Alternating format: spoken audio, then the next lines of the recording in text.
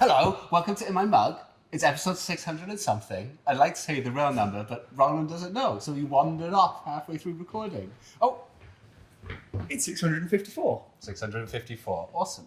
Hey, Roland. Hello. Got some coffee for me today? You got some coffee for me? That's the question. I have brewed some coffee, but I haven't used my hands.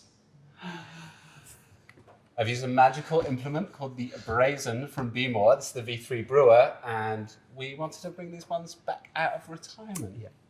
So I use this to make coffee every single morning. I'd like to say it's because it makes the best cup of coffee in the world, but that's not my motivation. My motivation is because it makes coffee whilst I'm in the shower, by me just pushing the magic little start button. So we're going to drink some coffee. Roland's going to tell us a story about where it came from, and then I'll show you a few little Brazen secrets.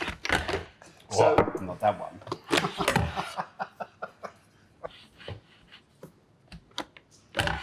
Oh, smooth.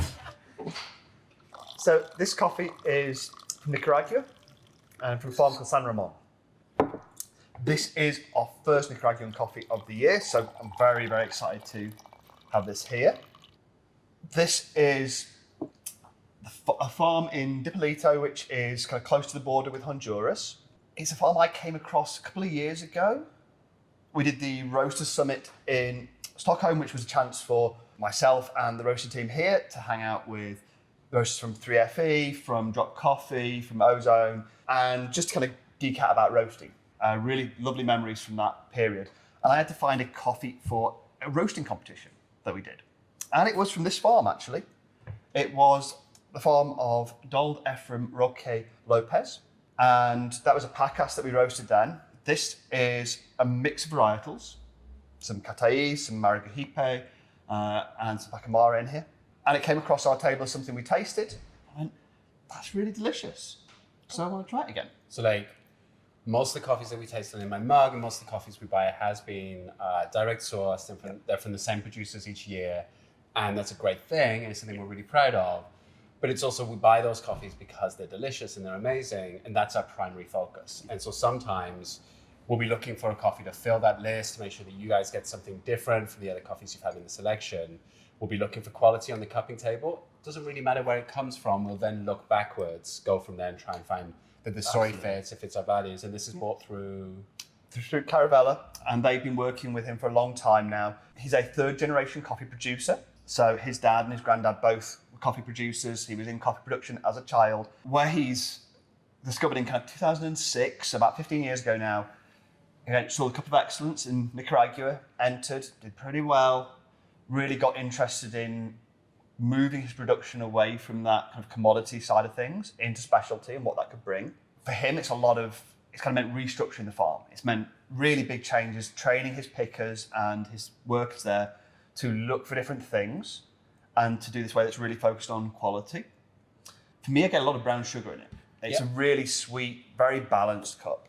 And I think compared to the coffees you'll have had the most kind of recent few weeks, this is a little lighter in body, a little more acidity. It's not acidity driven, but it just has more of that presence there.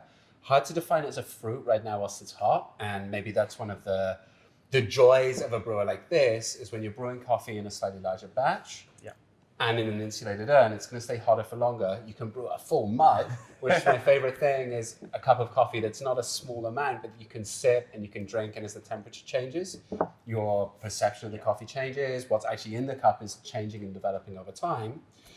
So you'll start off with some of those core flavors, and then as it cools, it just opens up more. There'll be more fruit flavors, maybe, or a more rounded tone to it. And also the finish will kind of develop and grow. The sweetness will develop and grow. I like to say from my experience with this coffee, I'm going to see what happens here, but red apple is a flavor that I've definitely got on that kind of finish and aftertaste.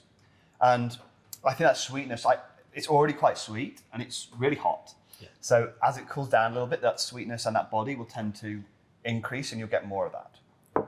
So really hot. Another thing about this brewer is you can change the brewing temperature. So just like if we were pouring with a pouring kettle or whatever, and we could set a temperature, with this one we can set it at 92 degrees or 90 degrees, depending on the coffee that you're brewing. Once we set it up, you can also have automatic brewing, so you can set it for a time the next day if you want to grind the night before, which is, we frown upon sometimes, but we all do it. It's a really interesting thing. There is one kind of revelation you can make with this brewer if you buy it from the website. You start off with this, which is a beautiful thing. It's made of gold, possibly. This is a gold filter. This is reusable, which is a great thing, but it does mean that your coffee is pretty chunky, pretty lumpy. So if you like a heavier cup, great thing.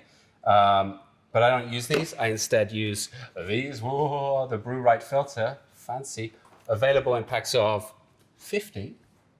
A paper filter is going to remove a lot of those solids. It's going to give you a cleaner, crisper cup. So it's going to be a little better at tasting the contrast between different coffees. I normally brew this with inside the water chamber. It goes up to a 0.9 line. So I normally use 50 grams of coffee, a paper filter, set it to brew at 90 degrees normally for our coffees. And that works really well for my morning coffee. Great. If you all like Dale's audition for QVC, please let him know. It'll really help. I thought I was going to do the Hoedown channel, but there we go. Private joke. And with that, enjoy your coffee. I'll see you soon. Bye.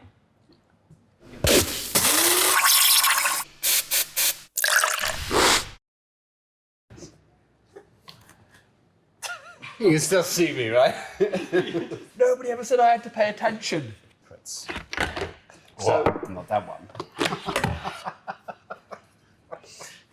Hold on, we need to rewind.